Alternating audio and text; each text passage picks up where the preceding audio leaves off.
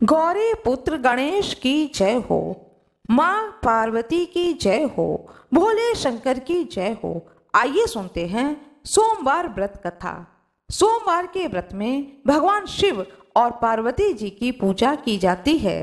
प्राचीन शास्त्रों के अनुसार सोमवार के व्रत 3 तरह के होते हैं: सोमवार, 16 सोमवार और सौम्य प्रदोष। सोमवार की विधि सभी व्रतों में समान होती है। शिव पूजा के बाद सोमवार व्रत की कथा सुननी आवश्यक है। सोमवार व्रत सूर्योदय से प्रारंभ कर तीसरे पहर तक किया जाता है। व्रत में फलाहार व किसी तरह के भोजन का विशेष नियम नहीं है, लेकिन व्रत करने वाले को दिन में केवल एक बार भोजन करना चाहिए। प्रदोष व्रत 16 सोमवार और सोमवार तीनों की कथाएं अलग अलग हैं। सोमवार का नियमित रूप से व्रत करने वालों पर भगवान शिव और माँ पार्वती की अनुकंपा बनी रहती है। उनका जीवन धन्य धान्य से भर जाता है। उनके जीवन में किसी भी प्रकार का अनिष्ट नहीं होता है। आइए प्रेम पूर्वक इस कथा को सुनते हैं। किसी नगर में एक धनी व्यापारी रहता था। उसका व्यापार दूर दूर के नगरों में फैला हुआ था। उस धनी व्यापारी के घर में सभी प्रकार की सुख सुविधाएं थीं। सभी लोग उसका मान सम्मान करते थे। इतना सब कुछ होने पर भी वह व्यापारी बहुत ही दुखी रहता था, क्योंकि उसके कोई पुत्र नहीं था। पुत्र पाने की इच्छा से वह व्यापारी प्रत्येक सोमवार को भगवान शिव का व्रत किया करता था और सायं होते ही भगवान शिव के मंदिर में जा करके दीपक जलाया करता था। उस व्यापारी की भक्ति भावना को देखकर एक दिन माँ पार्वती ने भगवान शंकर से कहा, हे भोलेनाथ, यह व्यापारी आपका परम भक्त है। कितने दिनों से यह नियम से सोमवार का व्रत और पूजा कर रहा है। आप इस व्यापारी की मनोकामना अवश्य पूरी कीजिए। भगवान शिव ने मुस्कुराते हुए बोले, हे पार्वती, इस संसार में सबको उसके कर्म के अनुसार फल की प्राप्ति होती है। यदि कोई नीम का वृक्ष लगाता है तो उसकी कड़वी निबैली ही मिलती है। अतः प्राणी जैसा कर्म करता है उन्हें वैसा ही फल प्राप्त होता है। भगवान शिव के उत्तर से माँ पार्वती संतुष्ट न हुई। वह उनसे बार बार आग्रह करने लगी। माँ पार्वती का आग्रह देखकर भगवान शिव ने कहा कि तुम्हारे आग्रह करने पर मैं इस व्यापारी को पुत्र प्राप्ति का वरदान देता हूँ, लेकिन इसका पुत्र 16 वर्ष से अधिक जीवित नहीं रहेगा। भगवान शिव ने स्वप्न में उस व्यापारी को दर्शन देकर उसे पुत्र प्राप्ति का वरदान दिया और उसके पुत्र के अल्प आयु के बारे में बात बताई। कहा भगवान ने कि उसका पुत्र 16 वर्ष तक ही जीवित रहेगा। भगवान के वरदान से व्यापारी को खुशी भी हुई, लेकिन पुत्र की अल्प आयु की चिंता ने उस खुशी को नष्ट कर दिया। व्यापारी पहले की ही तरह सोमवार का विधिवत व्रत करता रहा। कुछ महीने बीत जाने पर व्यापारी की पत्नी ने गर्भ धारण किया। 9 महीने के पश्चात उसके घर में एक सुंदर पुत्र का जन्म हुआ। पुत्र जन्म से व्यापारी के घर में खुशियां भर गईं। बहुत धूमधाम से पुत्र जन्म का समारोह मनाया गया, लेकिन व्यापारी को पुत्र जन्म की अधिक खुशी नहीं हुई, क्योंकि उसे पुत्र की अल्प आयु का रहस्य पता था। व्यापारी ने पुत्र की अल्प आयु का रहस्य घर में किसी को नहीं बताया था। विद्वान ब्राह्मणों ने उस पुत्र का नाम अमर रखा। जब उस व्यापारी का पुत्र 16 वर्ष का होने वाला था, उसी समय उसकी शिक्षा के लिए उसे बनारस भेजने का व्यापारी ने निश्चय किया। व्यापारी ने अपने साले को बुलाया और बुलाकर कहा कि दीपचंद अमर को बनारस छोड़ आओ, यह वहां रह करके शिक्षा प्राप्त करेगा। व्यापारी ने दीपचंद को बहुत सा धन देकर अमर के साथ विदा कर दिया। रास्ते में जहां भी अमर और दीपचंद रात्रि में विश्राम के लिए ठहरते थे, वहीं यज्ञ करते थे और ब्राह्मणों को भोजन कराते थे। लंबी यात्रा के बाद अमर और दीपचंद एक बहुत ही बड़े नगर में पहुंचे। उस नगर के राजा की कन्या के विवाह की खुशी में पूरे नगर को खूब सजाया गया था। निश्चित समय पर बारात आ गई, लेकिन वर के एक आंख से काना होने के कारण वर का पिता बहुत ही चिंतित था। उसे इस बात का भय सता रहा था कि राजा को वर के काना होने का पता चलने पर कहीं वह विवाह से इनकार न कर दे। राजा ने इनकार कर दिया तो बारात को वापस ले जाना पड़ेगा। यदि ऐसा हुआ तो उसकी बहुत ही बदनामी होगी। वर के पिता ने व्यापारी के बेटे अमर को उसी समय देखा। तब उसके मस्तिष्क में एक विचार आया। उसने सोचा, क्यों न इस लड़के को दूल्हा बना करके राजकुमारी से विवाह करा दूं। विवाह के बाद उस लड़के को धन देकर विदा कर दूंगा और मैं राजकुमारी को अपने नगर में ले जाऊंगा। वर के पिता ने अमर और उसके मामा दीपचंद से बात की। दीपचंद ने धन मिलने के लालच में वर के पिता की बात को स्वीकार कर ली। अमर को दूल्हा बना दिया गया और राजकुमारी के साथ में उसका विवाह हो गया। इधर अमर जो है वह बहुत परेशान हो जाता है कि मैं राजकुमारी को सच्चाई अवश्य ही बताऊंगा, मैं उससे झूठ बोलकर यहाँ से नहीं जाऊंगा। अमर ने इसके लिए एक युक्ति निकाली।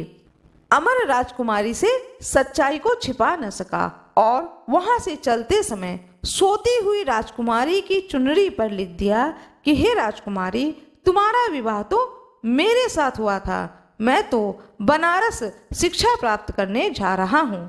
अब तुम्हें जिस नव युवक की पत्नी बनना पड़ेगा वह एक आंख से काना है और तुम्हारी विदाई उसी युवक के साथ होगी। सुबह उठने पर राजकुमारी ने जब अपनी चुनरी पर लिखा हुआ पढ़ा तो उसने शोर मचा दिया और उस काने लड़के के साथ जाने से इनकार कर दिया। राजा ने जब यह सारी बात जानी तो राजकुमारी को अपने महल में ही रख लिया। उधर अमर अपने मामा दीपचंद के साथ बनारस पहुंचा। अमर ने गुरुकुल में पढ़ना शुरू कर दिया। जब अमर की आयु 16 वर्ष पूरी हो गई तो उसने एक यज्ञ किया। यज्ञ की समाप्ति पर ब्राह्मणों को भोजन कराया, खूब अन्न और वस्त्र दान में दिए। तभी अमर ने अपने मामा जी से कहा कि मामा जी, मेरी तबीयत जो है वह कुछ ठीक नहीं लग रही, मैं अब सोना चाहता हूँ। यह कह करके अमर अपने कमरे में जाकर बिस्तर पर सो गया। भगवान शिव के वरदान के अनुसार सोते सोते अमर के प्राण निकल गए। सूर्योदय होने पर मामा ने अमर को जगाया तो उसे मृत देखकर रोने लगे। आसपास के लोग भी एकत्र होकर के दुख प्रकट करने लगे।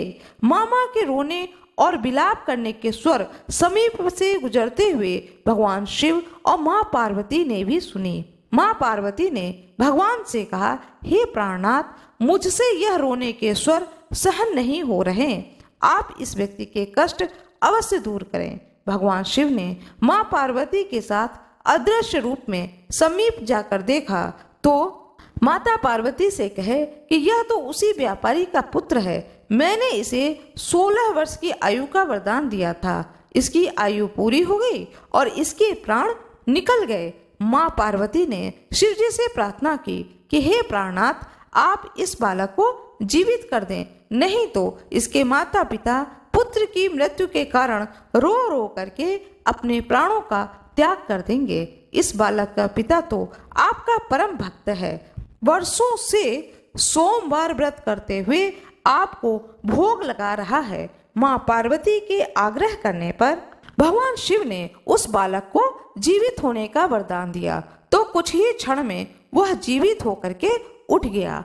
सारा वातावरण खुशियों से भर गया। शिक्षा का समापन करके अमर अपने मामा के साथ अपने नगर को चल दिया।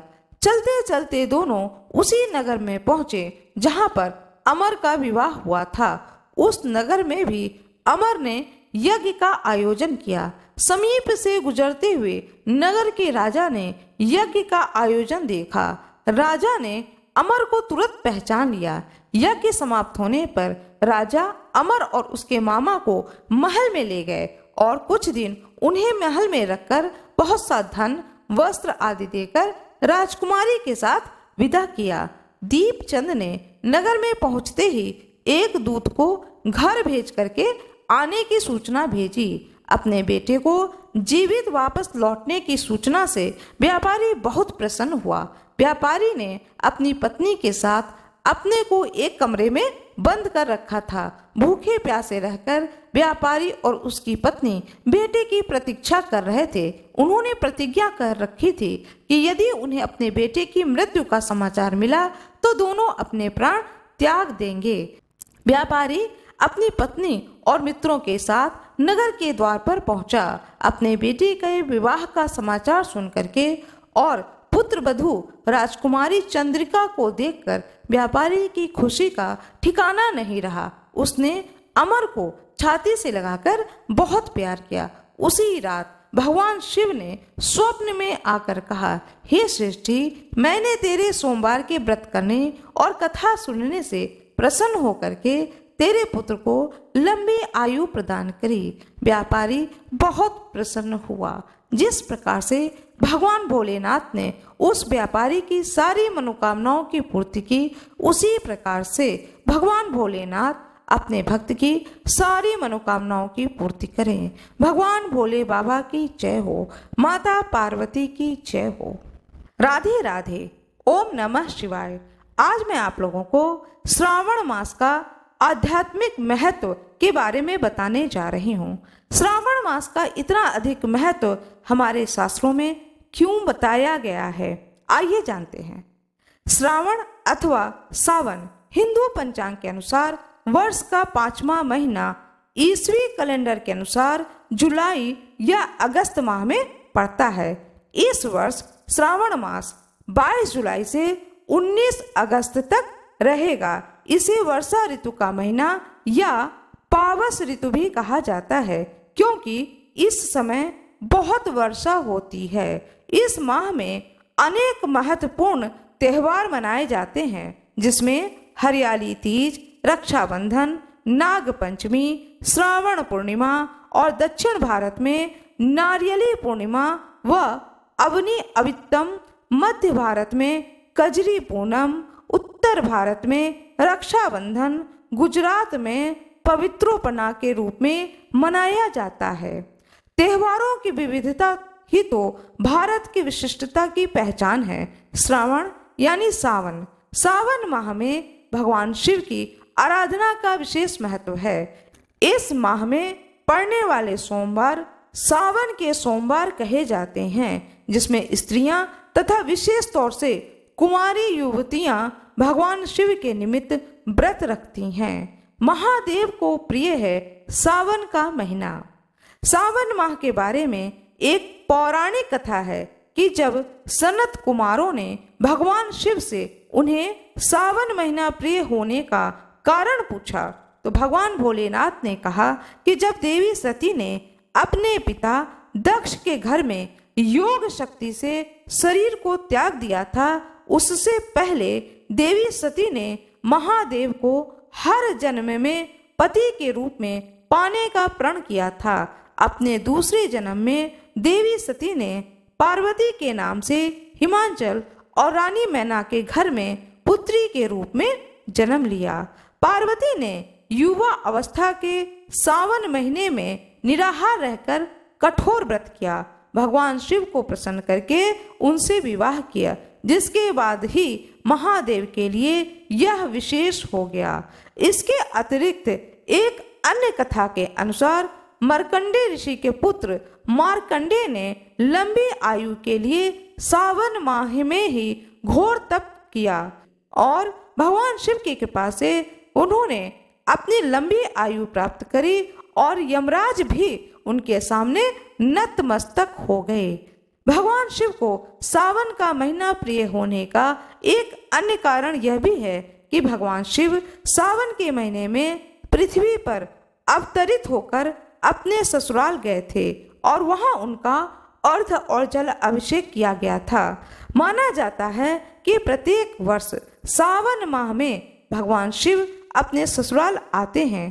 भूलोक वासियों के लिए शिव कृपा पाने का यह उत्तम समय होता है। सावन माह में भगवान शिव की पूजा की जाती है। सावन मास में भगवान शंकर की पूजा उनके परिवार के सदस्यों के संग करनी चाहिए। इस माह में भगवान शिव के रुद्र अभिषेक का विशेष महत्व है, इसलिए इस मास में प्रत्येक दिन रुद्र अभिषेक किया जा सकता है, जबकि अन्य माह में शिव विवास का मुहूर्त देखना पड़ता है। भगवान शिव के रुद्राभिषेक में जल, दूध, दही, शुद्ध घी, शहद, शक्कर या चीनी, गंगा जल तथा गन्ने के रस से आदि से स्नान कराया जाता है। अभिषेक कराने के बाद बेलपत्र, समीपत्र, कुशा, दूब आदि से शिव जी को प्रसन्न करते हैं। अंत में भांग, धतूरा, श्रीफल भोलेनाथ को भोग के रूप में चढ़ाया जाता है। शिवलिंग पर बेलपत्र, समीपत्र चढ़ाने का वर्णन पुराणों में भी किया गया है। बेलपत्र भोलेनाथ को प्रसन्न करने के लिए शिवलिंग पर चढ़ाया जाता है।